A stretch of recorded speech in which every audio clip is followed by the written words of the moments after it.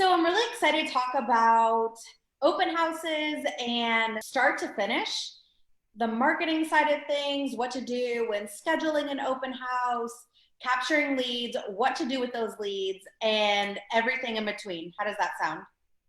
Perfect. I'm excited. Okay, awesome. Let's start with setting up the open house and really start with like the beginning of the week and figuring out what open house specifically that you're going to host. Yeah. My strategy with that is I am very strategic with the open houses that I choose to host, along with, so I have a few different sorts of criteria with that. I try to set it up no later than Tuesday. I want to be as proactive as I can with the marketing side of things. And so I try to get it set up as early as possible so that I can get it into the MLS. I can run any sort of ads and I can do all of the different marketing. So, what I like to do is I like to look for those homes that are lower days on market so that I can make sure that I'm engaging with all of the buyers that haven't seen that property yet. I also play a factor in with the price range of it because I don't know about you, Stevie, but you know, in my market, 150, $200,000 homes, they're really hard to come by. And Exactly. so now I'm purposeful about the price range that I select. So I really try to focus on that, 250, 300, $400,000 price range and focus on the buyers that I want to attract, right? And then figuring out, probably in the 3 to 400 price range, they're probably going to have a home to sell too. And so having that in play, and also with the area, making sure that it's an area that I want to farm and want to get in front of those buyers.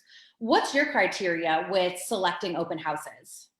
So I typically, like you had mentioned, lower days on market. My goal is really the first 2 weekends. The point of me out there is, it would be amazing to sell that house, but really you're trying to get those buyer leads, right? So the first 2 weekends are when you're going to get the most traffic, or I will suggest, or the only other time I will do it is if the price was recently reduced. Reduction. That's Yep. the only times. I feel as though so many real estate agents feel so frustrated with open houses, and I'll be like, let me see, where did you do an open house at? I'm like, that's been on the market for 90 days. Everyone's already seen it. A lot of new real estate agents are just so excited and they want to do an open house for anyone and everyone, and they sign up for these properties that are older. So definitely newer days on market, and of course, higher price points. Right. Definitely. And if okay, there's a lot of inventory in this area, it might be a great opportunity to host an open house at this property because there's 3, 4 other homes for sale. So if this one doesn't work out for them, then I can come from value and let them know that I can also show them the other homes that are listed for sale in the same subdivision. There's a big opportunity to get in front of the neighbors and just the subdivision as a whole.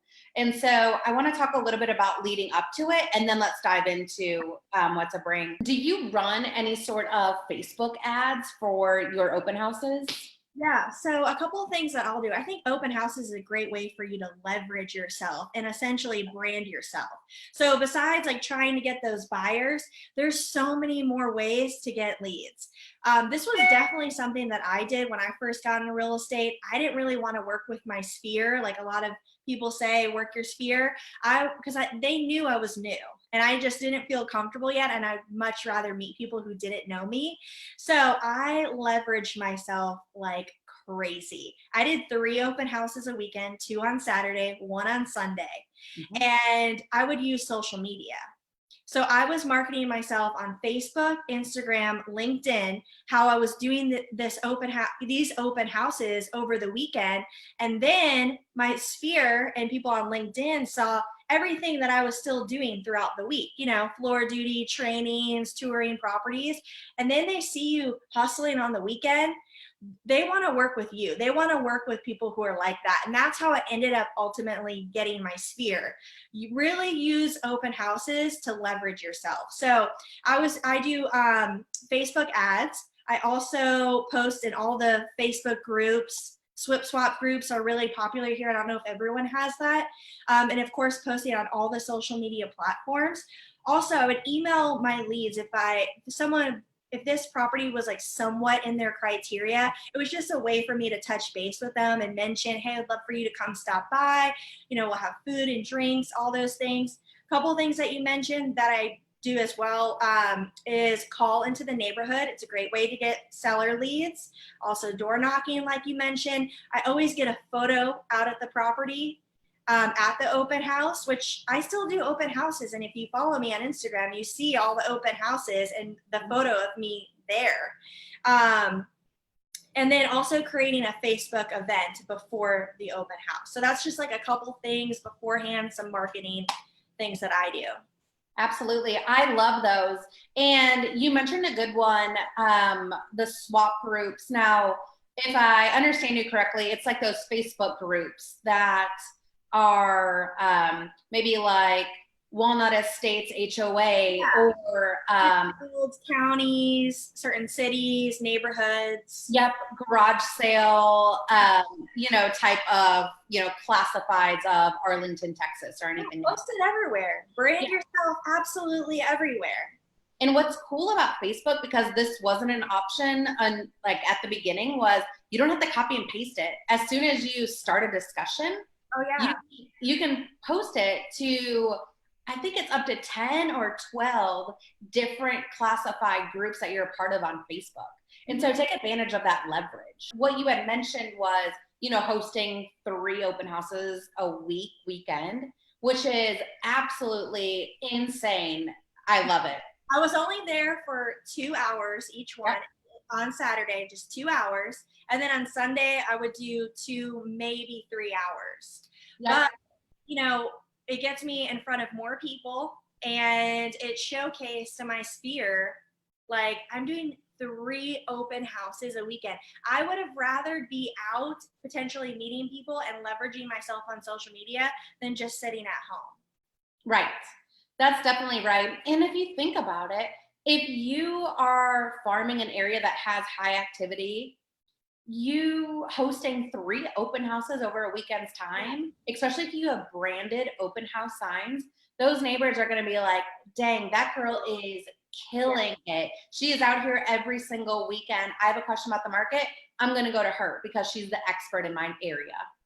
Yeah, I think so many people say that open houses don't work, that they haven't had any success with them. And I just feel as though it's them who's not working. They put out 2 signs, they sit at the house for a couple hours, and then they're disappointed. Right.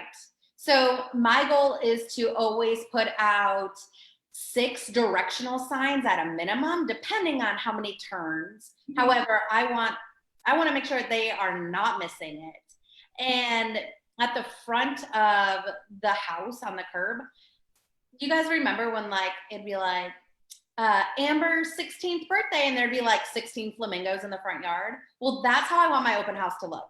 I want it to just be decked out where they cannot miss it. I don't do balloons. I know some people do balloons. I don't, but I do have a flag that I carry in the trunk of my car, where as long as the grass is moist and a little wet, and we're not going through a dry heat here in Texas, I'll put that flag out because it really does just grab that attention. And like you said, doing a Facebook Live video or showing to all of my sphere that I'm out here doing an open house, they're like, dang, that girl is out there. She's getting it done. She's got signs everywhere. It just speaks volume to your people. One of the things that I like to do, and could be an option for you, is circle prospecting. So we use a service, Mojo. And if you go under the circle prospecting add-on, you can add it on. I think it's $100, $150. And you can literally map out the area and call through those neighbors. It will provide you with email addresses too, if you have email, if it has that information. And so Circle prospecting is one of them. Obviously, door knocking and inviting the neighbors to it.